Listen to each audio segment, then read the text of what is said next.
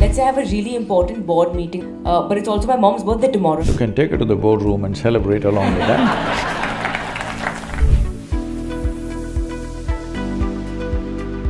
Many people are being asked to leave their workplace. It really hurts to see that. I'm glad about that it hurts you.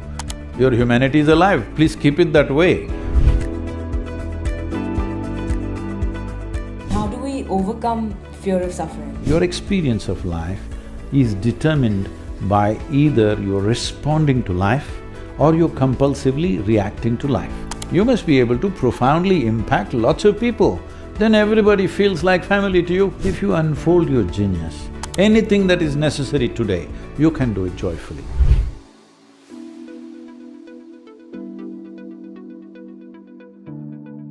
Namaskaram, namaskaram all of you. I said namaskar. I thought they're not on talking terms with me.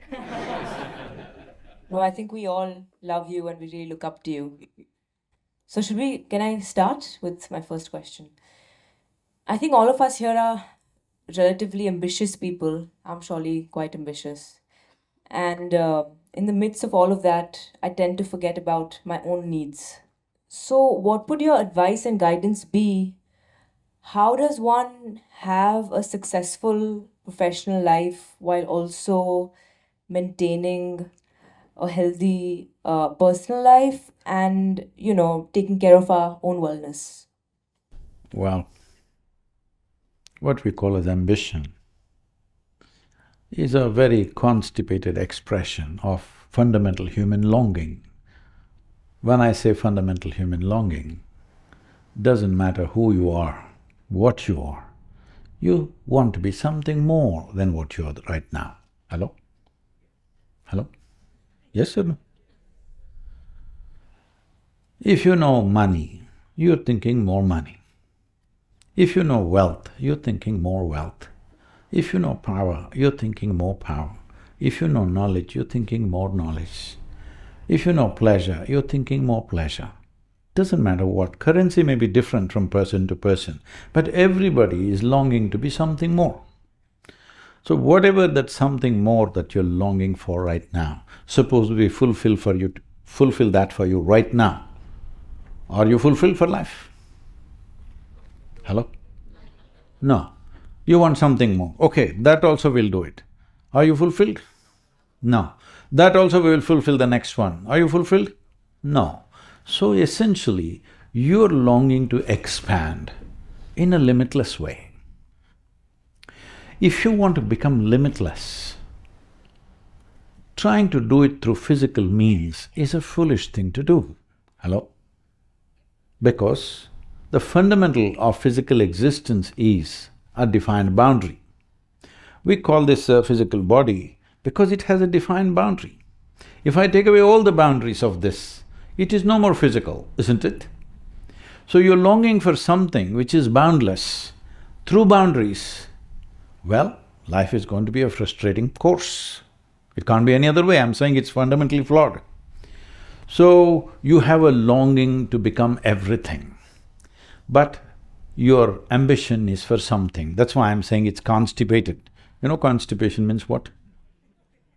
It happens, but it happens little by little. Hello?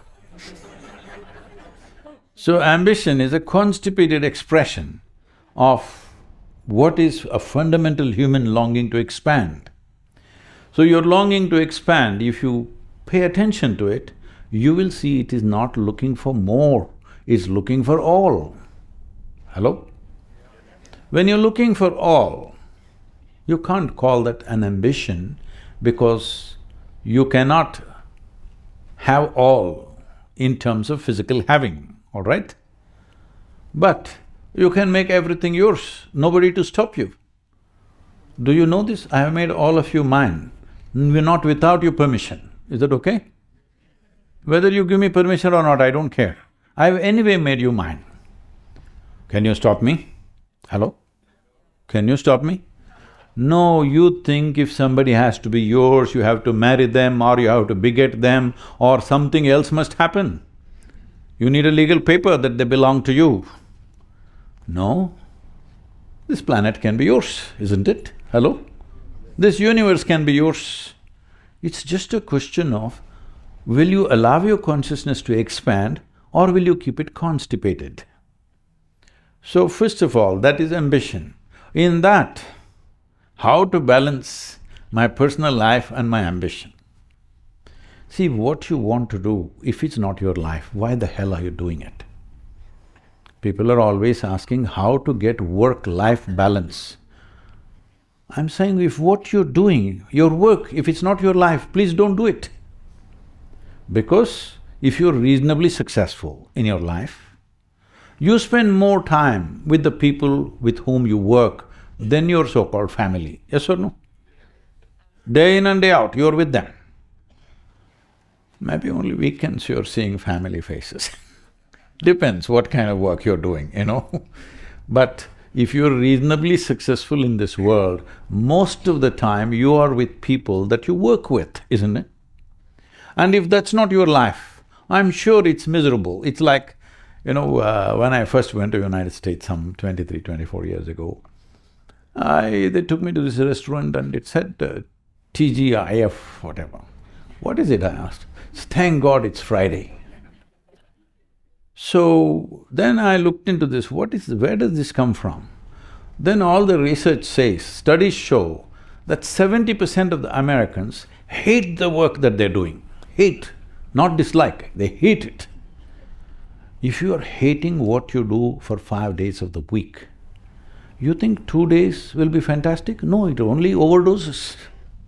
That's all that's happening. Because you're doing something that you hate. I'm saying, life is such a limited amount of time. In this, where did you get the time to do something that you hate? Why the hell are you doing something that you hate when life is such a brief happening? When I say life is such a brief happening, before you were born, Ananya, how long were you dead? Wow. I don't know. You don't know, endless amount of time probably. And I'll wish you another 100 years. Thank you. Because when it comes to death, nobody is negotiating death, we're only negotiating time. Hello? Yes or no? We are not negotiating whether we should die or not. We are negotiating whether it's today or 100 years later, that's all. So I'll give you another 100 years, okay? But after that, when you die, how long will you be dead? Will I be reborn or… Don't go into all that. How long will you be dead? Those people who died, how long are they dead? They're just dead forever, all right? Forever. Yes. So, you are dead for a very long time before you're born and after you die. It's just a brief amount of time that you're here. In this, why the hell are you doing something that you hate? You must be doing something that you love, something that you embrace with the greatest amount of love and affection. Whether it is work or industry or people or whatever nonsense you want to embrace, it's up to you. Hello? So Guruji, coming to this, I personally have reached a stage where I love most of what I do and I feel very grateful to be in this place. However, I still wonder what's right. So if I can give you an example, let's say my mother's here, so I'm just going to use her as an example. Let's say I have a really important board meeting that I'm chairing tomorrow and it also happens to be my mom's birthday. Now, the decisions that I make for the company obviously affect so many other people who are working in the company. But it's also my mom's birthday tomorrow and I want to be there for her. Let's say I can only do one. You can take her to the boardroom and celebrate along with her. I would love to do… I'm going to do that. That would be great. But what I'm trying to get at is when things like that come up, what is the right thing to do? Or is there nothing right and wrong and it just depends from situation to situation? This is something that I really struggle with. I think this is what I meant by personal and professional. See, when we say personal life, whether it's our parents or our children or whatever, it is not the volume of time that we spend with them, it's about how we spend that time with them. So I've raised my daughter with my little finger of involvement only, but she thinks I've been a fantastic parent to her, all right? That's her experience and that's all that matters. I know I only let my little finger involve myself with her because rest of it was all involved with my work. But with little finger you can do a lot. It is the quality of what you do, it's not about how much you do. Wow. We have to raise that quality. Wow. Yeah, that's really good. I think it's becoming quite commonplace, especially in Gen Z, to do more than just… Hey, what do you mean, Gen Z, you're the last generation? Sorry, Guruji, it's just a word that I've gotten off. I know my sister's part of the Gen Z and she's… No, I 90. know what that means, but what I'm saying is, when we say A of life, we mean beginning of life. When we say Z of life, we mean end of life. When you say I'm Gen Z, it's not sounding good to me. That's actually, if you think about it like that, it's actually quite unfortunate. Hopefully they're not the last generation. So, I've personally noticed that we tend to do more than just one thing. And given that I'm trying to balance a career in both business and music, is this something that you think is sustainable, or should we as individuals be focusing and giving our all to just one field?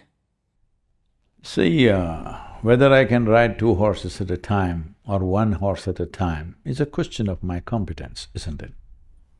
If I can effectively do it, you can ride 10, what's the problem? But if you're going to fall between the horses, better ride 1. That's something you must make a decision. It's not about right and wrong. It's a question of you invest your life and time and energy into something, how effective and impactful will you be? Because when we do activity, whatever the nature of our activity, I'm asking you a simple question. Suppose you make music, do you want to make music that nobody wants to listen to? I would love to ideally make music for myself. No, don't get all so complicated. I'm asking you a simple question. If you make music, do you want to make music nobody, including yourself, want to listen to? No. You want people to listen to it. When they listen to your music, if they sit here with tears in their eyes, that's a day, your music, huh? Isn't it? Do you want to write a book that nobody wants to read? Do you want to make a movie nobody wants to see? Do you want to cook something nobody wants to eat? No. So essentially you must understand human activity is relevant only in terms of the impact that it causes. So, if you can be impactful doing 10 things, great. If you cannot be, choose what's your competence, right? Thank you, Guruji. That personally really helped me. I hope this was relevant for some of you. There are not many musicians out here, it's okay. So, given there's this elephant in the room, and many… Who is that guy? You talking to me? Given all the biking and everything, I think you're a huge inspiration for all our fitness levels. Given the corporate conditions, many people are being asked to leave their workplace. And this is, as a young business person… Leave means fired. Yes, laid off, yes. Due to, not due to incompetence, but due to the fact that costs need to be cut to meet the needs of the company's… Changing situations. Absolutely. Now, in a situation like this, of course, as a young business person, it really hurts to see that, you're affecting the livelihoods of… Please fire some more people, I'm looking for attrition. I can give a lot of work, no payment, but lot of work. We are a volunteer organization, we're always looking for people who are willing to work for nothing. I think everyone seems very happy and that's the end goal, so it's lovely. But how do we… It's a battle between the heart and the mind. And it's a moral… For me personally, it's a moral issue. So how do we reduce this conflict, which is good for all versus good for majority? See, there are many changing situations, always there are. You said, we got into a different tangent on that. You said right now this generation is facing so many things. I'm telling you, you are facing the least number of challenges if you ask me. Because never before humanity had this level of comfort, convenience, technological empowerment. Never before in the history of humanity were human beings ever this comfortable and this much convenience. So you should never complain, this generation, what shall I call you? S? That means if you use that, only 26 alphabets are there. Let's call you whatever, 100x, all right? Because numbers are limitless. If you go by alphabet, somewhere it has to end. So, never before these kind of comforts and conveniences ever been there for human beings. Never before food and survival has been this well organized. Unfortunately, still there are many people in the world, there are famines in the world, there are droughts in the world, unfortunately it's there. That is not because of lack of resource, not because of lack of food. In 2012, I think, in 2012, the study shows that in that year, we were producing food, enough food for 18 billion people on the planet. But we were only 7-something at that time. But we had food for 18 billion people, still 30% of the population is hungry, they have not eaten properly. So, this is not because of resource, this is because there is no care and concern in our hearts. We have not felt for other human beings. Now I'm glad at least you're feeling something, I'm glad about that it hurts you to know that somebody is going to be troubled in their life. It's very good. Your humanity is alive, please keep it that way. If you just think, there is somebody who wrote a book, you're fired. You don't know who? You don't know? So, it's not fun to throw somebody out. If we have to relieve somebody, we'll have to do it because there's a picture of a larger well-being. But you should not enjoy those things. That shows you're lacking humanity. Hello? Suppose I have to put you into some little bit of trouble, at least I must have some trepidation that unfortunately I have to do this. I enjoy it. This is sickness. Yes or no? Sometimes we are forced to do certain things. Because world is not all properly balanced like this, it's never been and never will be. Many times we are at advantage, somebody is at disadvantage. At least you must have some feeling, even though you can't fix it. Many times you can't fix it, at least your heart should breathe a little bit. If that stops, you've forsaken your humanity, please don't do that. It's all right, you fire 100 people today and you go suffer tonight, please do that, it's good.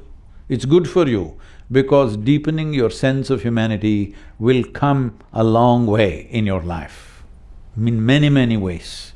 But there are ways to settle this. For example, my example may not go well with your kind of business, but anyway, I'm telling you. For example, when pandemic came, all our activity came to standstill because all our activity is mass, people gathering. So we couldn't do that for over 2.5 years. So, largely we are a volunteer-run organization, but other kinds of, labor and there are other things which are hired labor and also there are accountants and this and that which are… where certain talent is needed, we have many hired people. So, the only way was to relieve them because the foundation was sitting there without any revenue. So, first thing I did was, I curtailed the food of all our people, including myself. I said, let's eat far more simple than what… we eat only 2 meals a day. In that, I simplified. Because at that time, nobody knew how long it'll last. There were predictions, it will last for 3 years, 5 years, like this. So if it happens for 5 years, where will you go begging for food? Because I have over 5,000 people living with me, this is my family, close family, This is our nuclear family, 5,000 So, these 5,000 people have to be fed, it doesn't matter what happens to the foundation. So, first thing is we simplified the food. And next thing is we told everybody, please, we will have to relieve at least 30% of the staff. We don't want to do that. Instead of that, everybody take 30% cut in your salary. We will make it up when things pick up. Everybody willingly took that cut. So we never fired anybody, we never relieved even a single person, but everybody went down to… their salaries were cut by 30%.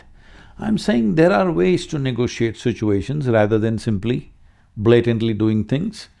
That will happen anyway. If it hurts you a little bit, you look for a solution. Not always the same solution, there may be different solutions. It's a great insight for all of us here to find some sort of middle ground so that, we will… Sadhguruji, you spoke about suffering. When it could be anything, right? It could be pain, it could be grief. Of course, it's very important to feel it, but how much do we feel, and then at what point do we distract our mind? Why do you say it's very important to feel it? This is the little learning that I have. I feel like the only way out is through. But I may be totally wrong. I thought you heard in the video, I said, the only way out is in.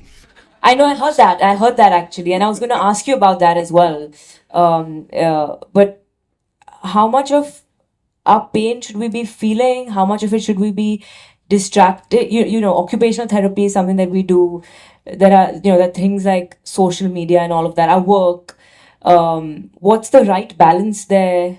How does one go about doing that? You don't want to self-loathe in an emotion and, feel…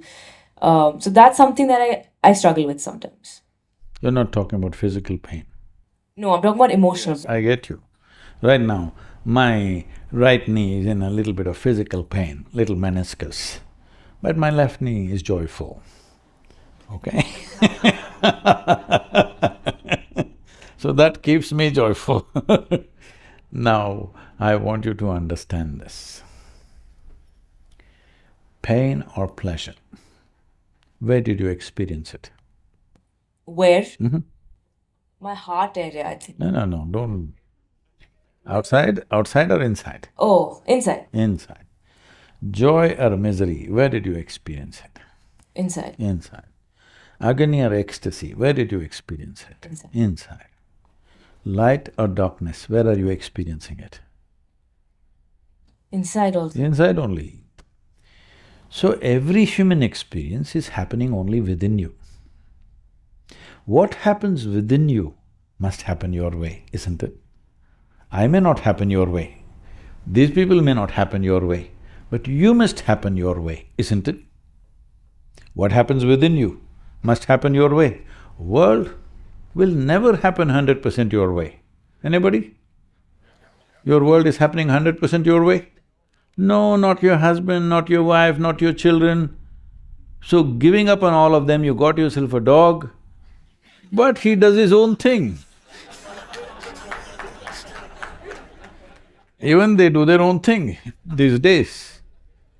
So nothing ever happens 100% your way when it comes to the world. If 51% is happening your way, you have the controlling stake, okay? That's good enough. 51%, good. You try 100%, nobody will be around you, they'll be gone. Yes or no? If somebody around you tries to make it their way 100%, will you be there? You're gone, it doesn't matter who they are. So, you must understand, nobody and no situation ever happens 100% your way. Little bit my way, little bit your way, little bit somebody else's way. It's good, because if everything happened your way, where do I go? I'm glad it's not happening your way. It's happening little bit your way, little bit my way, little bit somebody else's way. But what happens within me must happen my way, isn't it? Hello? So if this happened your way, would you keep yourself blissful or miserable? Or would you have managed some space for grief, pain, this, that nonsense? No, I would choose… I don't know about all of you, but bliss, right? Choose blissfulness or misery. Please choose, I'm going to bless you. Blissfulness, I think we all agree. So if you had a choice, that's what you would do. How did you lose this choice? You lost this choice because you have no distinction between what is you and what is around you. Wow, okay. You've lost the distinction. If you know this is me, Here you do what you want. Here you keep this blissful. Outside, sometimes happens our way, sometimes doesn't happen our way, some things go the way we want, some things go right against us, all kinds of things. The more your spread of activity, more things won't happen your way. So if you want 90% of your life at least happening your way, you must just live in your bedroom. There also cockroaches won't listen to you, mosquitoes won't listen to you, they do their own thing, all right? I'm saying the moment you think, world should happen my way, otherwise I can't be there, you will just limit the scope of your life, that's all that'll happen. If you understand this will never happen your way 100%, but you can push it in the direction that you want to whatever extent you can, but this one must happen my way. So you already chosen its blissfulness. Make this blissful, just get into the world and see. Some things work, some things don't work, everything is fine with you because you're blissful. Now, your experience of life is determined by somebody else and something else. Now you're a slave. Now you're terrified of everything. Now, in knowingly or unknowingly, you make yourself into a very constipated life because the fear of suffering. If you are joyful by your own nature, if you're blissful by your own nature, you have no fear of suffering. Only when you have no fear of suffering, you will walk full stride. Otherwise, you're just half a step all your life. Don't do that to yourself. And how do we overcome fear of suffering? You don't have to overcome fear of suffering. Suffering is caused by you. See, I can take a pin and put it… I won't, I'm just saying. I can take a pin and put it in your body right now. I can poke you. You can cry or you can laugh, the choice is still there, isn't it? Absolutely. Somebody whom you love very much, if they cause pain to you, don't you laugh? Hello? Hello? Your child beat you up in the face, not intentionally, but like that. Didn't you laugh? How nicely he smashed you up he peed on you. Didn't you laugh? Because it's not about what they're doing, it's about how you're responding. Your life or your experience of life is determined by either you're responding to life or you're compulsively reacting to life. This is the difference between being conscious and unconscious. If you're a conscious response, this one will happen the way you want. If you're a compulsive reaction, this one will happen the way they want. Thank you, Guruji. I didn't point at anybody, I pointed there, okay?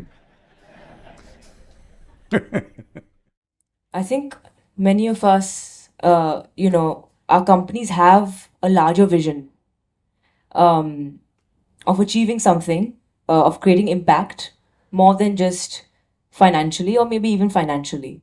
And then there are individuals which make up the team. What's the best way to align everyone to that larger vision? I must tell you, this happened somewhere around Delhi, not in Delhi, close to Delhi.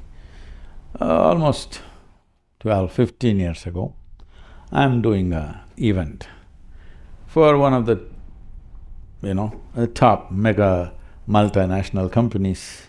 So one of the top companies, top 25 of their management are there. And I have 9 volunteers with me. Our volunteers are always on their toes. Nobody needs to tell them what to do, what not to do, they're simply on. So these people see on the second day, they ask, Sadhguru, where do you get such people? Because they're looking for attrition. Then I say, you don't get them, you got to make them. How do we make them? I said, you must make them fall in love with you. How do we do that? I said, first you must fall in love with them. Oh, they don't pay us for that. So when you're looking at life if you're looking at life as a transaction, you will not be a life, you'll be a marketplace. A marketplace is always dependent on profit and loss. Life is not like that. Life is a progression of experiences, all right? But if you made your life into a transaction, then the question is not about how much you have, what you got, where you went, no. Just before this Save Soil movement, I was campaigning in United States for support. At that time, around me, there is one young man. He's behaving like his tail is on fire. I said, hey, what are you up to? Sadhguru, I want to make $1 billion, I want to make $1 billion. I said, that's all? You come tomorrow morning, I'll give you $1 billion. Really? I said, yes, you come tomorrow, I'll give you $1 billion. He had 8 friends with him who were sitting quietly. I said, see these 8 guys, I'm going to give all of them $10 billion tomorrow morning. Sadhguru, why they're getting 10, I'm getting… Arey, you wanted only 1 just now. Now $1 billion is valuable only if others don't have it. If everybody has it, it's not enough. So essentially, you enjoy what other people don't have. This is not joy, this is sickness. Hello? You enjoy what others don't have, is it joy or sickness? It's sickness. If you give up this sickness, you will do the best that you can do in your life. Am I the best?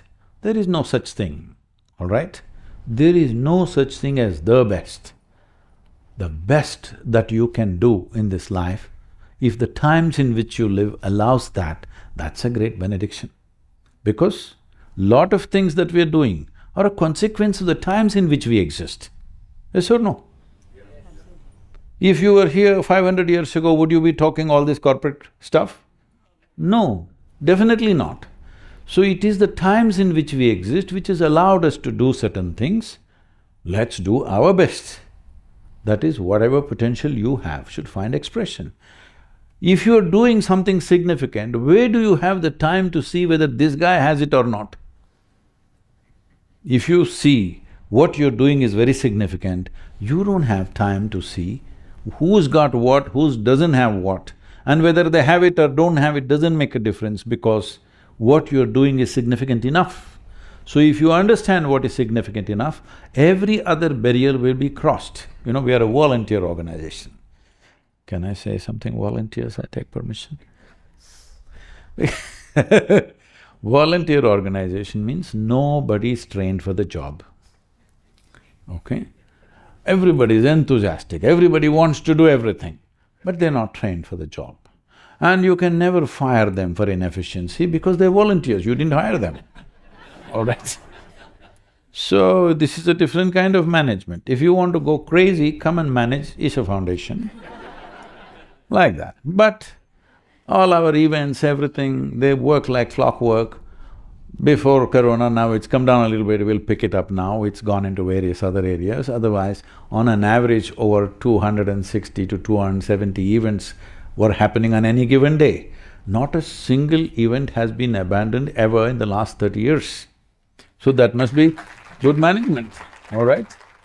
So, our events generally happen, I'm telling you not to boast about ourselves, but to congratulate all these untrained people, untrained, unpaid people, because our events happen in clockwork. I have been to literally everywhere in the world, the biggest events, economic forums, this, that. Nowhere will events happen with the efficiency that it happens in Isha Foundation, I'm saying this. I'm saying this as a congratulation to all of them, because that's a level of dedication to the process that they're doing. They may not be qualified, but they're devoted to what they're doing, which makes a huge difference. So, the important thing is that people around you should be inspired. They must see that they're doing something significant in their life. If I don't ever pay them, but even if you don't pay 1 month's salary, they won't mind if they're doing something really important. Right now, they're just doing a job, thank God it's Friday, they're in that mode, all right? So, that inspiration has not happened in most businesses, unfortunately. I'm not saying everywhere, there are people who have managed to inspire, but that needs to happen because what is the point living with people who are dragging their feet? I can't live with them. You don't want to do it, don't do it. But when you take something up, you must be agile, you must be there, all right? You must see it's important. Because if it's not important, why the hell are you doing it? No, because I'll get money, I'm doing it. That's a bad way to live, because this is a brief life, as I told you. We are dead for a very long time. We are only alive for a little bit of time. We must be doing what we love to do, what really matters. Hello? And when I say what I love to do, should I do music, should I do dance, should I do this, should I do that, it's not about that. See, if you really look at yourself as a human being, what impacts people most? With what kind of activity can you really touch another life? That's what you wish to do, whatever it is.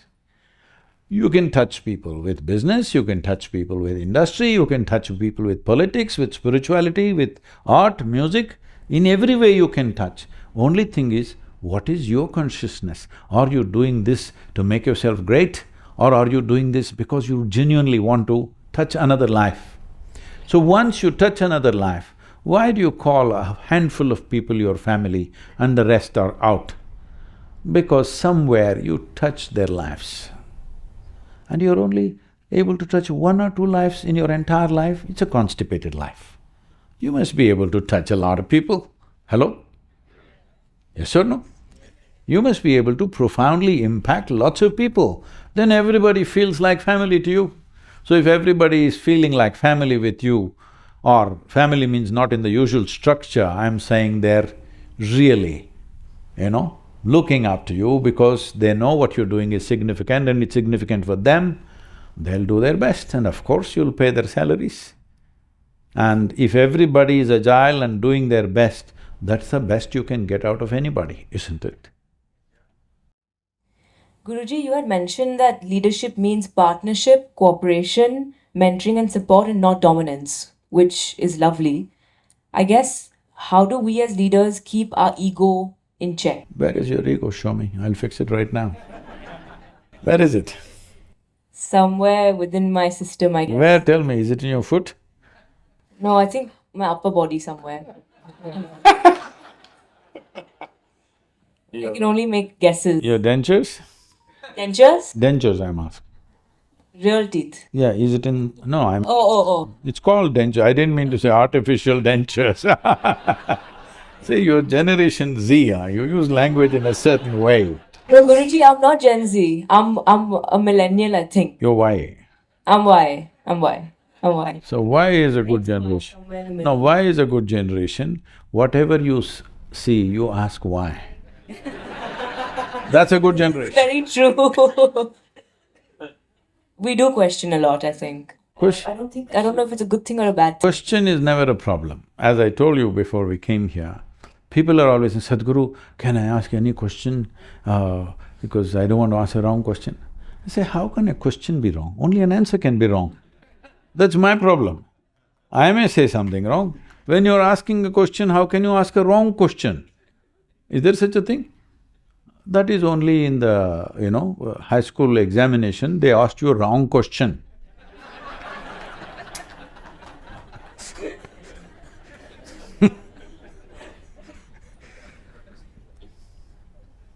Have I answered that question? No. No, you have it. I was just taken in with your sense of humor. So, see, leadership means people think it's power. No, leadership is a sacrifice. Leadership is a larger embrace of life. When you sit here and think, your thought is not about, like this young man was saying, I want to make $1 billion. This is personal ambition. If you're a leader, you're thinking how you can make a difference for all these people, all right? Whoever is in your perspective. So leadership means, in some way, you sacrifice so many things. Other people eat on time, leaders don't eat on time. Others sleep on time, we never sleep on time. We don't know when food and sleep will come to us. We don't know where we will sleep. If I sleep on the same pillow 2 nights, it's a luxury, all right? Well, people may think this is fantastic. Yes, it is, if you feel it that way. But if you think you're doing somebody else's work, it can become terribly burdensome. Hello? It can become a killing process.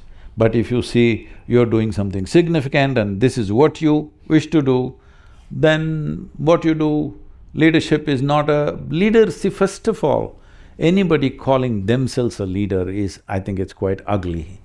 You never say, I want to be a leader. People should say, by what you're doing, oh, she's a leader. I am a leader, I am a leader. This is a very gross thing to do. Hello? Other people should feel this is a leader. Why would somebody see you as a leader? See, if you sit here, right now we are sitting on this stage. Compared to people who are sitting in the audience, we have a little better view of everything. This is what leadership means. They put you on a perch. Once they put you on a perch, if you don't see better than others, you will make an utter fool of yourself. It's very important. So, you sit on a perch means you must see better. Maybe all of them are working harder than you, but you see better. Because you see better, they'll put you up there. It's like if you… in a small world like a ship on a vessel, the captain does nothing, he just dresses himself nicely. Usually ship captains are like that. Everybody is working their lives out, but they're all looking up to him because he sees what others cannot see. Hello? That's an important thing. So once you're a leader, you must have an insight that you are able to see something that others cannot see. It's just this. Successful leader means just that. What they see tomorrow, you see today, that's all. Thank you, Guruji. That was really very insightful. That really helped. Thank you so much. And you must be able to inspire people. Because if you don't have an inspired lot around you, for whatever reason, whether you throw money around and inspire them or you inspire them with your own activity, how you inspire them, it doesn't matter. They must be inspired. Otherwise, you're not getting the best out of people, isn't it? Absolutely, absolutely. What are your thoughts around AI? Should we, as business people, artists, human beings rather, should we be embracing it?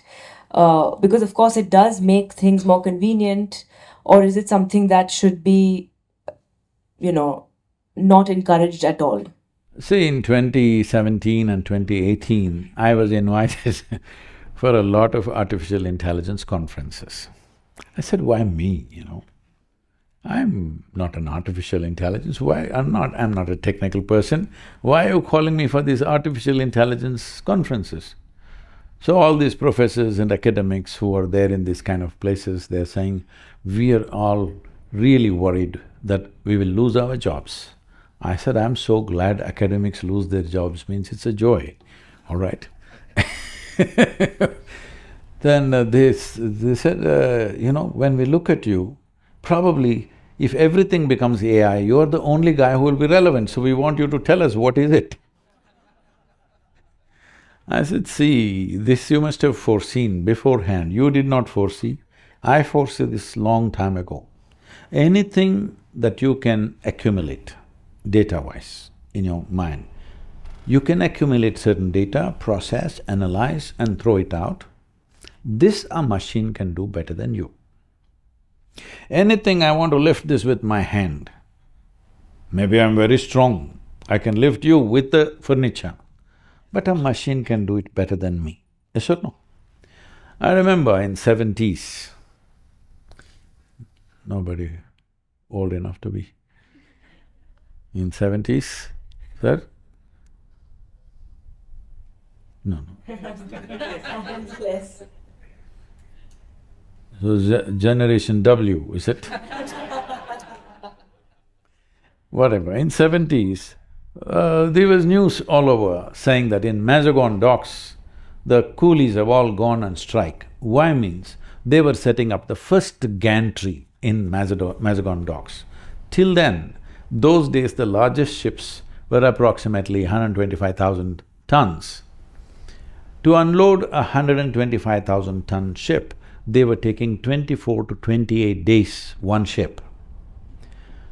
Today, a 250,000-ton ships are unloaded within 24 hours because of machines. So those days they all went on strike. If this gantry comes, what are we supposed to do? What are we supposed to do with our muscle? I told them, see, this is what the coolies were doing, this is what the academics are talking right now. If AI comes, what are we supposed to do?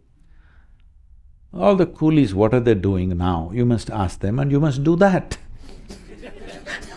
All right? I'm saying, every time a convenience comes, somebody is going to lose his job because he was doing that job, all right? So with AI comes, essentially, I would like to move towards a world where nobody has to do any work for their living. Living is taken care of because machines do everything. What you want to do, only that you do. Fantastic world, or no? Hello? Right now we have everybody working, especially in the West if you go, people ask me, what do you do for a living? I said, I breathe. Hello? For a living, what are you doing? Right now, their idea is because you have, put your life on lease, doing something just to earn a living. It's a terrible way to live, that you work 365 days, all your life, just to earn a living. This is not what a human being is designed for, okay? Because once you come as a human being, your ability to be, you must understand this we must settle. You're the only one on this planet, you're the only species rather. Whatever generation, alphabet you're called a human being.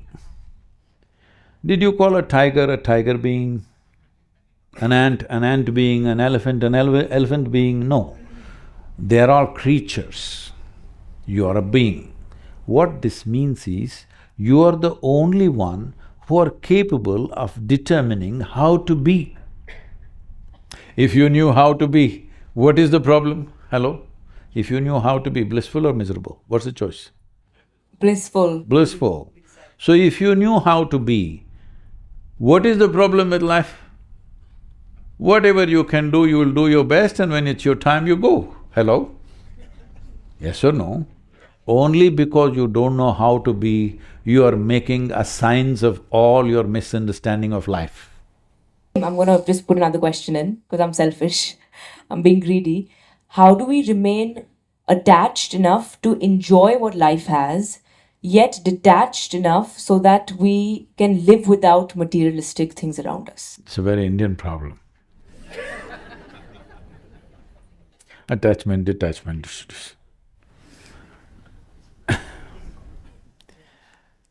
So, how to be involved and not entangled, that's a question. Yeah, thank you.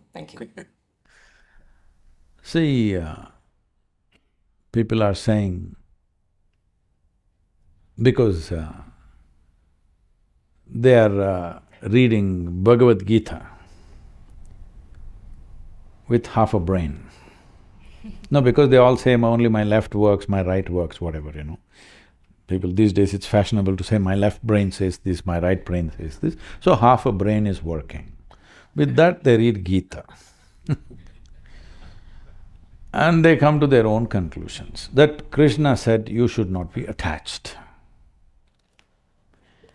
You forget about what he said or he might not have said. Look at his life. Is he an embodiment of involvement or is he detachment? Involvement, isn't it? Absolute involvement in small things, big things, everything. He's absolutely involved. You're accusing that man of teaching you detachment. This is because you're looking at everything with your half a brain. They're openly admitting, people are admitting, my left brain says this, my right brain says that. So half a brain shouldn't make such conclusions about everything. With a full brain, you still can't make conclusions because the nature of creation is so complex. If you spend 1,000,000 years here, you still won't figure out one thing from the other. Right now you were talking about you being tiny and significant at the same time. See, where this cosmos begins, where it ends, neither the religious people know, nor the men of science know. Yes or no? Nobody has figured it out. So in this seemingly endless cosmos, beginningless, endless cosmos, here we are sitting on a tiny little mud ball that we call as planet Earth. And the damn thing is spinning and traveling at a tremendous speed, and we are sitting here nicely and talking all this. This is definitely not our making, isn't it? Hello? Not our making. And we have no clue in this cosmos where exactly… Do you have a geodrop? You know, the Google drop you have, where you are in this cosmos? No. You have no clue whether you are at the end of the cosmos, beginning of the cosmos, being crushed by something or thrown away somewhere, you don't know anything. And we are fine. Hello? We're quite fine, isn't it? So this is the nature of our existence. Countless number of people before you and me, you're Z, but ABC, all those people, they've all come and gone. When they lived, they also thought they are great men. They also thought they're very smart. They also thought they're very significant. Where are they right now? All topsoil.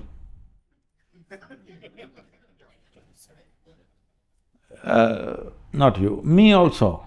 This also will be topsoil. Me too, me too. Much later, 100 years later. But this also will become topsoil in a little while. Now, when we are sitting here, we're just a small pop-up on this planet. We'll pop out. We think this is my life and I'm so important. As far as the earth is concerned, it's just recycling its soil. Hello? Yes or no? So when you look at all this, how can I go to my office tomorrow? What is the use? See, this is because you're always trying to draw a conclusion with every realization. Don't draw a conclusion. The moment you draw a conclusion, that'll be your last realization. Wow. So, life is a progression of realizations. As you realize more and more and more, life becomes more and more beautiful and magnificent. But every time you realize something, you want to take notes and say, this is it. This is not it. If you live, this is not it. If you die, this is not it. This is the nature of life. Thank you, Guruji. Thank you so much. Open to questions, all of you, any of you. Yes. Can you help with the mic? One of the things that you said, Guruji, is about we all should try and do what we love to do. No, I didn't say that. And would I'm trying to outline one thought, sir. To be able to love what we do, is that not therefore also a matter of situation, Guruji? See, first of all, I did not say you must do what you love to do. Then everybody will start doing fanciful things, all right? Because at different stages in your life, you will think different things you love. When you were 18, you thought you loved somebody in the neighborhood, but that passed, isn't it? It's okay, you don't have to confess, it's not a quote. So, but I'm saying, when you're 15, 16, 18, 20, whatever you thought this is it, what you thought you love, did it disappear? Not only in terms of people, of things that you do. When you were 5, you loved a lollipop, that was the highest thing in your life. Yes or no? Was lollipop a small thing? It was the world. Hello? Lollipop was the world at that stage in your life. So don't try to do what you think you love to do. See, if you are a foolish person, you will do things that you suffer. And you think you're doing great because you suffer for everybody. No, your suffering will never bring well-being for others. If you don't know how to keep this one joyful, how will you create joy for anybody for that matter? This is a lot of miserable people taking on this role. I am miserable because I want everybody to be happy. This will never work. If you're an intelligent person, you will do reasonably what you like to do. But if you unfold your genius, you will see that you can do anything. Anything that is necessary today, you can do it joyfully. Instead of looking at it that way, we already sort of established this, but the question anyway came up. See, if you had a choice how to be, you also said blissful or did you say miserable? Blissful. So if you're blissful, whatever is needed you will do naturally, isn't it? This activity or that activity, what difference does it make? See, people come to our center, they say, Sadhguru, I'm qualified, I'm a doctor, I'm this kind of PhD. I say, all right, work, cut carrots in the kitchen, because today that's what is needed, not that we're taking pleasure in putting them there. Today that's what is needed, other things are being taken care of, nobody do… carrot cutters are missing, you cut the carrot, all right? So you don't think that is less, like I must tell you this. One 12-year-old boy writes a letter to me, a 4-page letter, this is a few years ago. And he writes a long letter saying how, he wants to make his life, how he doesn't want to be like his parents and just earning a living and da-da-da. I was just surprised, a 12-year-old boy. This is too mature for 12 years, the kind of letter he's written to me. I said, I want to see this boy. So then he came. Then I said, all this is fine, but why are you thinking that the way your parents… because your parents are stupid, that's why they produced you, all right? Hello? If they were so smart as you wouldn't be here. Yes or no? If they had the same thoughts and they were as smart as you are, you wouldn't exist. They were stupid, so they produced you. And now you're talking all this, and now you want to do big spiritual things, there's no such thing. See, understand this. See, our temple, Dhyanalinga temple, a meditation place, opens exactly at 6 o'clock, on the dot. People will wait like this, when it comes tuck, they'll open the door. So I said, see, tomorrow, suppose the temple does not open at 6 o'clock, simply it's closed. People will all come, what's happening, why is it not open? Then they'll think, oh, maybe today something, Sadhguru is going to do something big, maybe that's why they're preparing, it's closed, something, they'll think up their own thing. Every day for the last 30 years, without, once again to acknowledge all the volunteers, without a single day's break, every day meal has been served at 10 o'clock in the morning, 7 o'clock in the evening, without a single minute delay, always. So, suppose you go to the dining hall and it didn't open. Then you'll think, why the hell dining hall is not open, little hungry people will get little angry, bus. Then somebody will explain, maybe there is something else today, maybe today is a festival, maybe today is some special day, maybe they'll serve something else little later, they'll come up with explanations. But let's say you wake up, everything starts at 5:30 in the morning, sadhana. Suppose you wake up at 4:30, all toilets are locked. In 1 hour's time, there'll be a revolution. So I asked him, which is more important, the toilet, dining hall, kitchen, temple, which one is more important? You better understand, the moment you think one thing is more important than the other, you have lost it. Tell me, which is more important? Sitting in the temple and meditating is more important? Sitting in the toilet for a shit is more important? There is no such thing. When we do all of it, life becomes important, isn't it? If you don't do any one of those things, life will be a mess, yes or no? So the problem is this, when you say, I will do what I like to do, what I love to do, somewhere in your mind, you've decided what is superior, what is inferior, what is worth doing, what is not worth doing.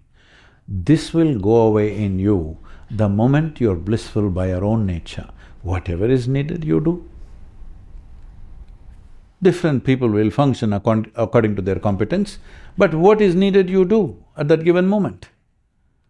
So, do not distinguish as, I love to do this, I don't like to do that. If you're joyful, you see on a day when you're joyful, how flexible you are. Hello, how wonderful you are. I would like to meet you on that day when you're very happy. What a wonderful human being you are.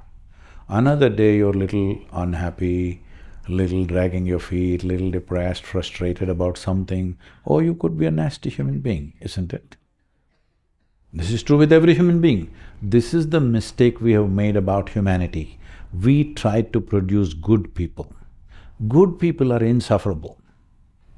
Yes, those who think I'm very good are usually people that you don't want to live with. Hello? We need more joyful and sensible people.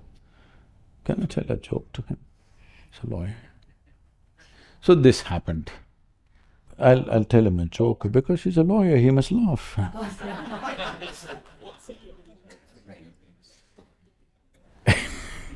Because it's a dreary, serious place, where he goes.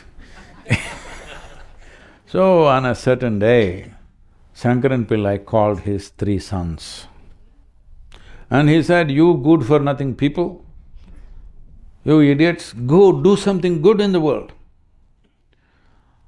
They said, "Father, we don't know how to do any good thing. How do we do good things?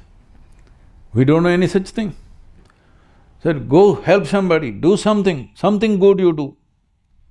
So they all went out. In the evening, one first son came back. Shankaran Pillai asked, "Did you do any good thing?" He said, "Yes, father, I helped an old lady cross the street." Very good. Second son came. "You?" "Yes, father." "What did you do?" "I helped an old lady to cross the street." Third son came. "What did you do?" He also said, "I also helped an old lady to cross the street." He said, "What? All 3 of you found 3 old ladies to cross the street?" He said, "No, father, you don't know how stubborn these old ladies are. Whatever we did, she wouldn't come. We also called our cousin, Ramu. Together all 4 of us held the 4 limbs and made her cross the street, but she wouldn't."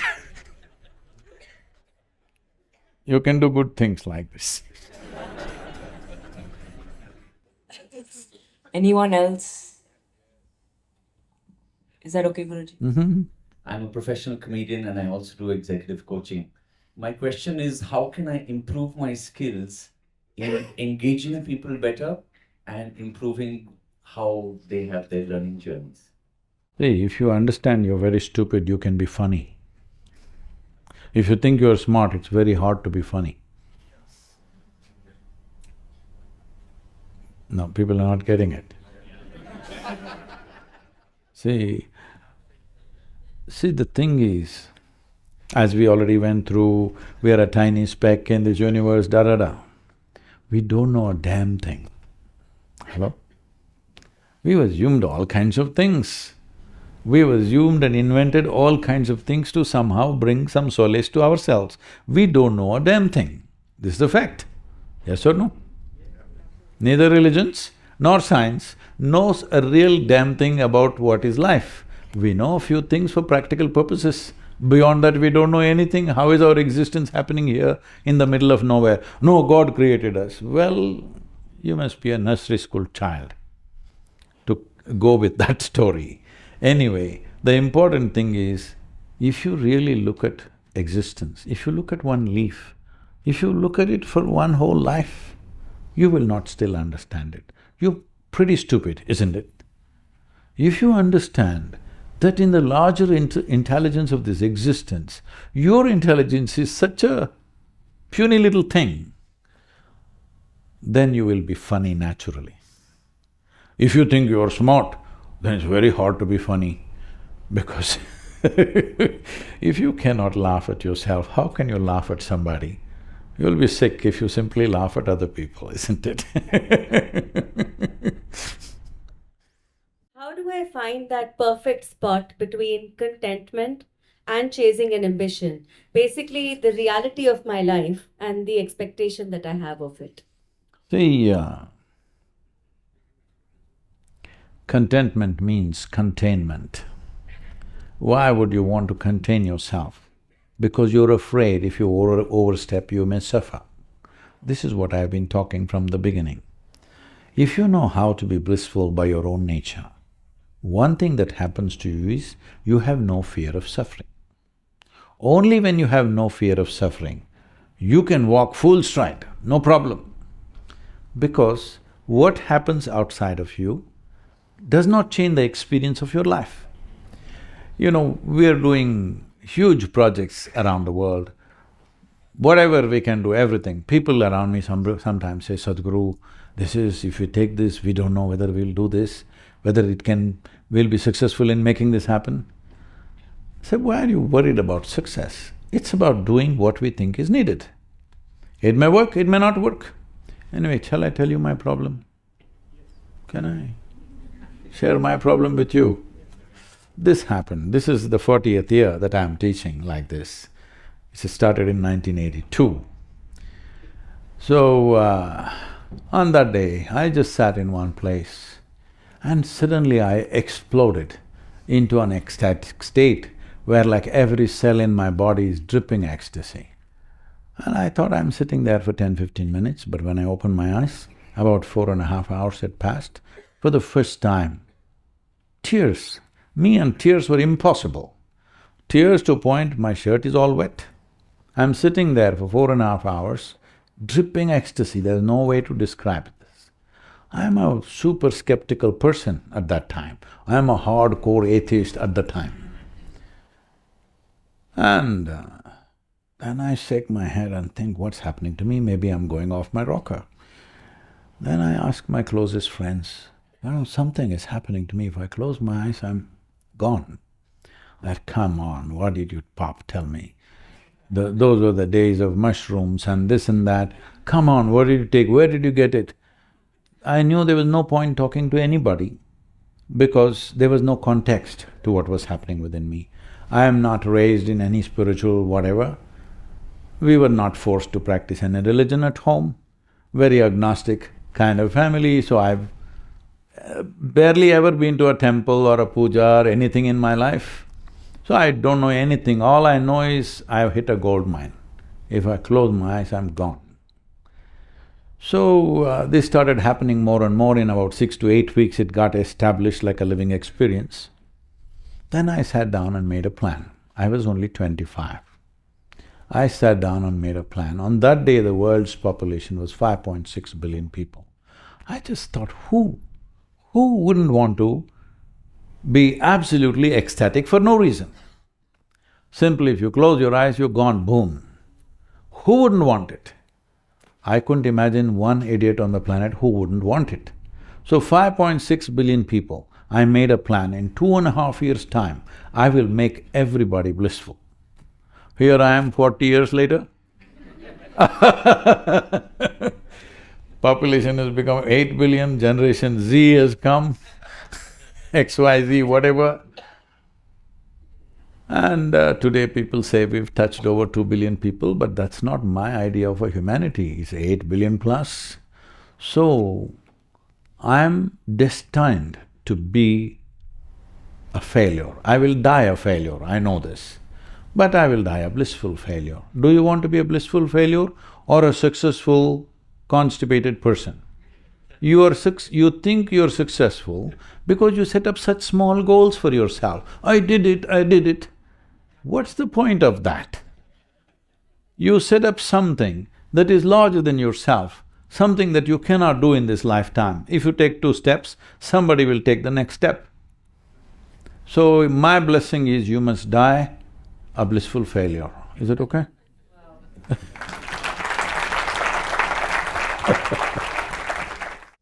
They say try and understand a human being and understand what others think about you. And my struggle is, am I looking at others to understand myself, or do I try and understand myself? Is there a way to understand self? So this is a choice you have. Please sit down, I'm sorry. But you must rephrase your introduction. This is not a small question, okay? So, this is a choice that you have with your life. Do you want to understand this life or do you want to experience this life? This is a choice, make that choice first. Because You thinking, I understood life. Anybody who thinks they have understood life, they've just drawn their own conclusions, that's all. People who think they understand life, everybody around thinks is a bloody nutcase. Yes or no? You experience your life. If you experience your life, are you experiencing it in a joyful way or a miserable way? This is the only choice you have. As I said earlier, the problem with us is, we have always been, the religions of the world especially, not so much in this culture, but the religions of the world have largely been talking about understanding life. In this culture, we don't understand life. We just want to profoundly experience our life. How to make our experience life more profound than the way it is right now. This is the goal of this culture. But we've become so much westernized. See, all of you are in jackets, though it is summer, so we are very westernized. So, because of that, we are thinking of understanding, we are thinking of being good human beings. We don't need good human beings. Because people who think they are very good, they're the ones who do the most terrible things. Right now, a suicide bomber thinks he's doing a very good thing. If he did not think so, he wouldn't throw his life at it, isn't it? Hello? If he thought he's doing a worthless thing, would he sacrifice his life? He believes that he is doing a very good thing. So please don't do good things, they are dangerous. If you're joyful and sensible, do the most sensible thing around you, do the most appropriate thing around you right now. Because our actions are relevant to the times in which we exist. It's not independent of the times in which we exist, yes? All our actions are not independent of the times in which we exist. It's not all ours, it is where we are. Accordingly we act. So this is your action. We are always trying to fix the action. You must understand, action is a consequence of how you are. But today your education is training how to act. Nobody is telling you how to be. Because of that, no matter what you do, in the end you're confused. See, I don't know if you've been around people who pass, you know. If you've been around the last moments when people pass, you will see 80% of the people are not in pain, not in fear, they're just bewildered. Because they misunderstood their psychological drama as life. Right now it's happening to all of you, I'm telling you. You're misunderstanding your thought and emotion as life. This is your drama, you can play this drama whichever way you want. If you're a good director, the drama ends the way you want. If you're a bad director, it goes out of hand. It's your drama, isn't it? Hello? Right now, what dialogues are going on within you, it is your drama or no? Are you a good director that you will make it the way you want? Or are you such a lousy director, it just runs away by itself? So you're misunderstanding psychological drama as life process. You will pay for this. But unfortunately, most people don't realize this till the last moment comes. You will see they're bewildered because life didn't even begin, but it's getting over. This is what is happening. No, this is not what should happen. You must experience your life. What is there to understand? What will you understand? You will draw conclusions, isn't it? Life means this, life means that. Can I tell you a story? This happened. In 1924, there was a bishop in the Greek Orthodox Church. Greek Orthodox Church, they have their own pope in Istanbul. It was Constantinople at that time, but they've become a small group now. At one time, they were a very influential group. So this bishop, being in Istanbul or Constantinople, you know, it's on the Silk Route, all these exotic stories from India and China washing across the Bosphorus, he's been hearing so many things about mysticism, mystics, all kinds of yogis and variety of things. So he always had this desire, he wanted to go to India and meet a real yogi or a mystic. But being a man of cloth, he couldn't decide where he goes. Time passed, he was over 60 years of age. Then he got an opportunity to come to India. He came to southern India. He had a good guide who took him somewhere and said, if you go up this mountain, he gave some directions and said, there is one cave where there is a yogi, he is the man for you. So our man, bishop, walked up. Mountains are not kind to you unless you kept yourself well, you know. You may be very fit in the city, once you go in the mountains, it's a different story. So our bishop went huffing, puffing, then he reached this place. In front of a cave, a yogi was sitting blissed out. So he had been told, if you see an Indian yogi, you must prostrate. But you know, there are objections. So with great difficulty, he went down and scraping his knees and making all that fuss, he got up. Yogi heard this commotion and slowly opened his eyes and smiled. Then the bishop asked, can I ask you a question? The yogi said, by all means. Then the bishop asked, what is life? Is what you're asking right now. Now he's over 60 years of age, now asking what is life. You should have asked this question when you were 8. When you were 8, you have the intelligence to ask this question.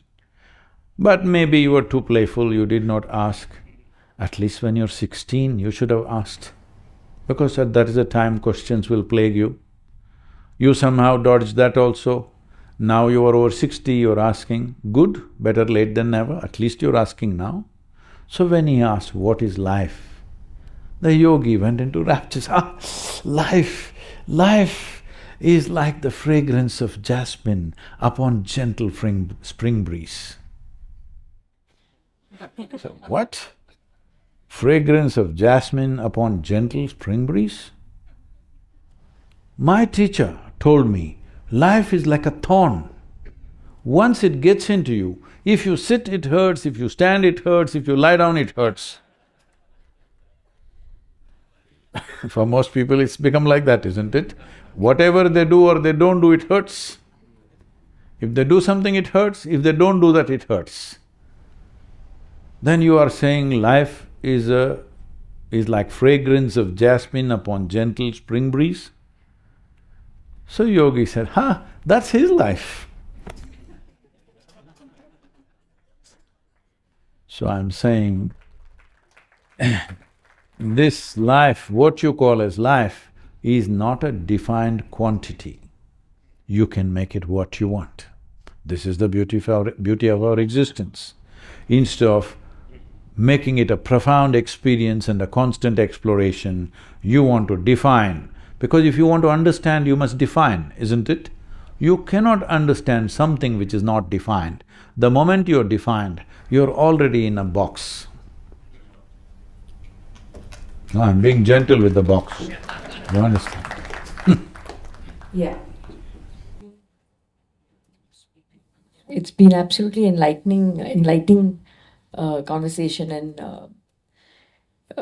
just made me think and just wonder that sometimes you have a perception of what you think you are. Then there's one perception of what people think you are. And then there's a third of what you think people think you are. You're thinking too much.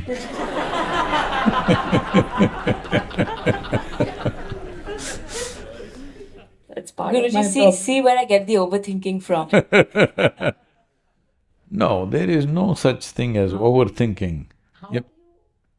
Is it necessary that all three Should match. Does it need to be in harmony? And if it is not, then does it mean that you're not in harmony with the universe? See, only when we are dead, we are the way people want us to be. Because they can make whatever they want out of us. When we are… What you know what you are, but sometimes people… No, you know what you think you are. all right? Right. That's how the question started. You think you are this, they think you are that, now you think they may be thinking something else. All right, so it's all a thought. Thought, you can make it any way you want. Right now, as an experiment, all of you, if it helps to close your eyes, do this. Otherwise, with eyes open, if you can do it, eyes closed is better. Think of a tiger, can you? Hello? Yes. Yes. Think of a flower, can you? A mountain. You can. So I'm saying you can think what you want, whatever you want. But right now, you have given up that choice. Now your thinking has become a rut, it thinks in a certain way. So that is not called thinking. The word thinking means you consciously generate a certain thought, that is thinking. Otherwise, it's called mental diarrhea. It's simply running. So if it's simply running, why is thought process simply running? See, suppose my hand is simply jumping. What will you think? Oh, maybe Sadhguru has some ailment. If your mind is simply jumping around, what should I think? Same thing, only thing is, nobody else can see. That's the only comfort you have, but that's not true. If somebody pays enough attention, they can see.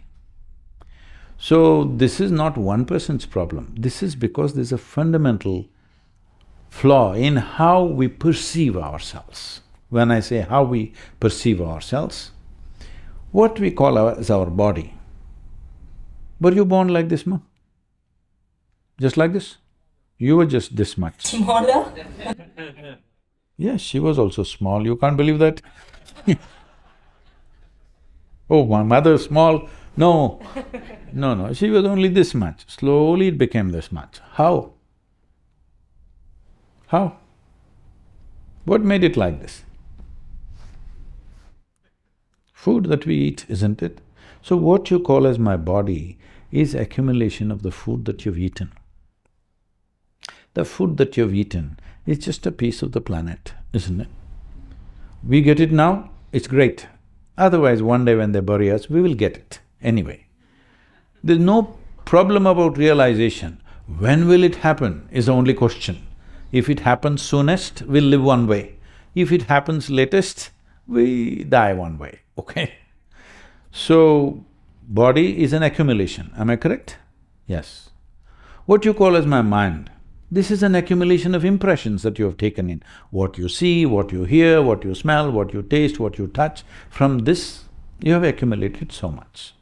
Anything that you accumulate can be yours, can never be you, isn't it? Right now I'm sitting here, suddenly I pick up this vessel and say, this is my vessel. You will say, it looks like Sadhguru has a problem. Why is he saying such a thing? But then you say, okay, let us listen some more. Everybody says he is wise. After some time, I say, this is me. Then you'll say, let's go. Because this is a clear case, isn't it? But this is happening to you every day. Food appears on your plate, you say, this is my food, you eat it and then you say, this is me. You are thinking the accumulations that you have as myself. And this is not stopping with body and mind. It is going to clothes, it's going to home, it's going to family, it's going to friends, it's going to wealth. You slowly start thinking all that is you. The moment you think of yourself as something other than what you are, your thought can never stop. It will go on endlessly, awake or asleep, it'll go on. If you release yourself from that wrong identification of believing yourself to be something that you are not, it'll become still. Then when you want, you can think, just like your hands. When you want, you can use it, when you don't want, you can keep it here. This is how all your faculties should be, isn't it? Hello? When you want, you can use it, when you don't want, you can keep it here. This is when a faculty is useful. If it runs all over the place, it is not useful. It is more of a nuisance. What is it that human beings are suffering? They're suffering their own intelligence. If you take away half their brains, they will all sit peacefully. Yes or no? They're trying to do that to themselves. Some people are soaking it in alcohol, some people are using some chemicals. So once their brains don't function, they feel peaceful and blissful. No, with full potential you must feel blissful. Disabled, you feel blissful, what is the point of that? Yes or no? You disable yourself and feel peaceful or blissful, it's no meaning. It's just like rest in peace. When you're dead, everything is peaceful. Others are also peaceful, you're also peaceful. You're alive, fully on, and you're blissful. This is important, isn't it? Because life is a bloody brief happening. Don't ever forget that. You think it is long only because in some way you have made yourself miserable or made life process burdensome. See, on a given day, if you're very happy, that day, 24 hours, poof, went off like that, isn't it? Like a moment. Another day, you're a little frustrated, depressed. 24 hours feels like a eon.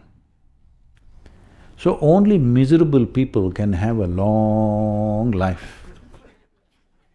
If you're really joyful, before you know what's happening, it'll be gone. It's so brief. For what potential a human being carries, if you live 100 years, it's nothing, it'll be gone before you know what happened. So, the thought process going the way it is, it's not about what I think about myself, what I think about you, it's not about that. It is compulsive thought process. Compulsively, it is happening. This compulsiveness cannot be countered with anything other than consciousness. If there is darkness in this room, Mama, you must look at me, darkness, If there's darkness in this hall, if I give you the task of kicking this darkness out, even if you are a big whatever kung fu fighter, you can't kick it out, isn't it? You just switch on the light and it's gone. That's the only way you can deal with it. So this is the only way you can deal with compulsiveness, only with consciousness. Consciousness means just this, that an intelligence beyond memory is alive within you. What did you have for lunch, Mom? You can tell me. Appam, oh, you come from Kerala. All right. Appam doesn't look like you. Appam doesn't smell like you. Appam doesn't taste like you. But you eat it, and in a few hours' time it becomes you, isn't it? So there is an intelligence within this which can make an appam into a human being. What a transformation in 4 hours' time. Yes or no? Suppose I take a appam in my hand and make a human being out of it, who would you think I am? God himself, creator himself, isn't it? If I take a appam and make a human being out of it, you would think I am the creator. You are doing it every day, not in your hands, in your stomach, all right? But are you doing it or no? Hello? So this is the whole problem. There is an intelligence within you which is the very source of creation. You're completely missing it because you're too enamored with what you have gathered in terms of body, in terms of mental impressions, in terms of things and people you gathered. You're too identified with those things, so you're completely missing an intelligence which is the very source of creation. If you were in touch with that intelligence, there is no question, there will be no question in your life. There shall be no question in your life, because that is an intelligence which made everything happen. If you are in touch with that, everything is here. Parents today, and that's me myself, want to give away everything what we have to our children, our thoughts, our attitude. But children don't want to take it. I'm glad.